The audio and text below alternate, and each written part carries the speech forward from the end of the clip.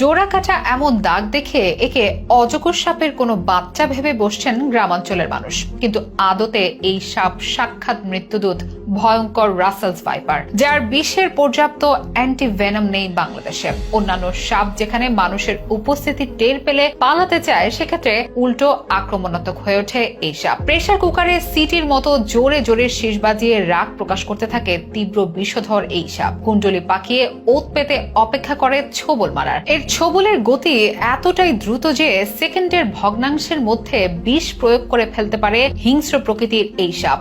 বাংলাদেশের প্রায় বিলুপ্ত ছিল ভয়ঙ্কর এই রাসেলস ভাইপার তথা চন্দ্রবোরা। কিভাবে আবারও বাংলাদেশের আনাচে কানাচে ছড়িয়ে পড়েছে প্রচন্ড বিষধর এই রাসেলস ভাইপার, কোন কোন লক্ষণগুলো দেখলে বুঝতে পারবেন আপনার আশেপাশে রয়েছে তীব্র বিষধর এই সাপ। কিভাবে শনাক্ত করবেন এই সাপ, আর কিভাবেই বা চিনবেন রাসেলস ভাইপারের আবাসস্থল? কোন পরিবেশে বসবাস করতে পছন্দ করে এই সাপ? কিভাবে প্রকৃতির সাথে মিশে ক্লেমোফাজ ও শিকার ধরার ফাঁদ তৈরি করে এরা? এই সাপে আক্রান্ত হলেই বা করণীয় কি? সেসব থাকছে বিস্তারিত আয়োজনে।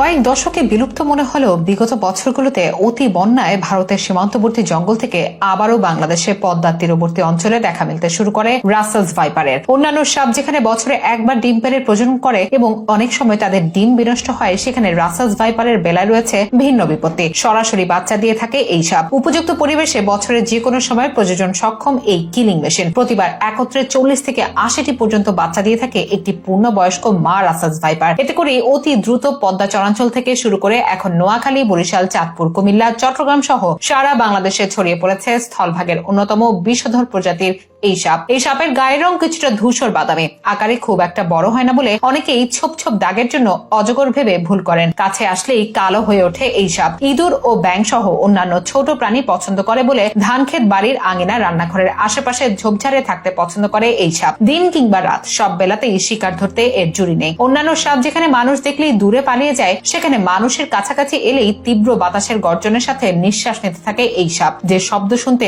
অনেকটা প্রেসার কুকারের শব্দের মতো মনে হয়। আর তখনই আত্মরক্ষার পজিশন নিতে কুণ্ডলি পাকিয়ে আক্রমণের জন্য প্রস্তুত হয় এই সাপ। আপনার আশেপাশে এমন কোন শব্দ টের পেলে সেখান থেকে সটকে পড়ুন সন্তর্পণে মাটির দিকে চোখ রেখেই। রাতের বেলা ঘরের বাইরে প্রকৃতির ডাকে সাড়া না দিয়ে বরং ঘরেই সম্পন্ন করার চেষ্টা করুন, কারণ রাতেই রাসেলস ভাইপার ঘরের কাছাকাছি চলে আসে, এমনকি রান্নাঘরে প্রবেশ করতে পারে খাবারের সন্ধানে। ঘরেও এমন কোন শব্দ শুনলে দ্রুত সাপ উদ্ধারকারী সংস্থায় খবর দিন। বাড়ির আশেপাশে, বিশেষ করে রান্নাঘরের আশেপাশে ঝোপঝাড় পরিষ্কার রাখুন। কোনোভাবে এই সাপে আক্রান্ত হলে দ্রুত আক্রান্ত স্থান পরিষ্কার করে আলতো করে ব্যান্ডেজ করতে পারেন, কিন্তু যত দ্রুত সম্ভব রোগীকে নিকটস্থ উপজেলা স্বাস্থ্য কমপ্লেক্সে নিতে হবে। রাসেলস ভাইপারের বিষের মাত্রা এতটাই তীব্র যে সঠিক সময়ে চিকিৎসা না পেলে মৃত্যুর ব্যাপক ঝুঁকি রয়েছে। এমনকি সুস্থ হবার পরেও এই সাপের কামড়ে মৃত্যুর রেকর্ড রয়েছে। বাংলাদেশে ইতিমধ্যে ব্যাপক হারে আক্রান্ত হচ্ছে গ্রামাঞ্চলের মানুষ, তাই পর্যাপ্ত সতর্কতা ও বন বিভাগের যথাযথ পদক্ষেপে এই বিপদ থেকে বাঁচতে পারবে দেশবাসী।